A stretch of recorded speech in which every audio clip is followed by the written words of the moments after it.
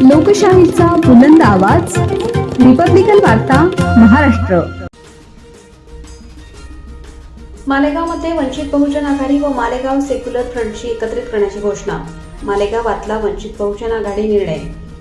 आगामी मालेगाव महानगरपालिका निवडणूक 2020च्या पार्श्वभूमीवर वंचित बहुजन आघाडी व मालेगाव सेकंड यांची संयुक्त पत्रकार परिषद दिनांक 27 डिसेंबर 2025 रोजी शनिवारी आयोजित करण्यात आली. पत्रकार परिषदेमध्ये मालेगाव सेक्युलर फ्रंटच्या माध्यमातून लढवण्याची अधिकृत घोषणा करण्यात आली. मालेगाव सेक्युलर फ्रंटमध्ये वंचित बहुजन आघाडी, इस्लाम पक्ष आणि समाजवादी पार्टी यांचा सहभाग असून आगामी महापालिका निवडणूक ही तिन्ही पक्ष एकत्रितपणे लढवणार असल्याचे यावेळी स्पष्ट करण्यात आले. या आघाडीच्या माध्यमातून मालेगाव शहराच्या विकासासाठी सामाजिक न्याय, धर्मनिरपेक्षता आणि सर्वसमावेशक राजकारणाचा संदेश मतदारांपर्यंत पोहोचवण्याचा निर्धार यावेळी व्यक्त करण्यात आला.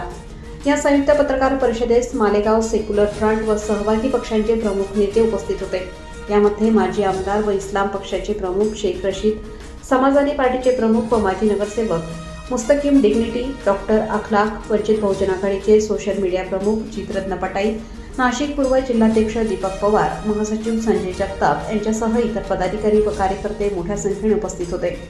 या पत्रकार परिषदेत युतीची भूमिका, भाजप आरएसएसच्या धार्मिक ध्रुवीकरणाला विरोध, रणनीती तसेच मालेगाव शहराच्या प्रश्नावर संयुक्त भूमिका मांडण्यात येणार असल्याची माहिती देण्यात आली. या युतीच्या माध्यमातून वंचित बहुजन आघाडीला आगामी निवडणुकीत 12 ते 15 जागा जाहीर करण्यात आल्या असून काही जागांवर अजून चर्चा सुरू आहे. त्यामुळे आगामी काळात मालेगाव शहरामध्ये या मालेगाव सेक्युलर फ्रंटची मोठी ताकद निर्माण झाली आहे. या युतीच्या घोषणेमुळे मालेगाव शहराच्या राजकारणात मोठी उलाढाल पाहायला मिळाली आहे. रिपब्लिकन वार्ता महाराष्ट्र न्यूजसाठी नांदगाव प्रतिनिधी Muktaram Bagul, Nashik. Subscribe now and press the bell icon. Never miss an update.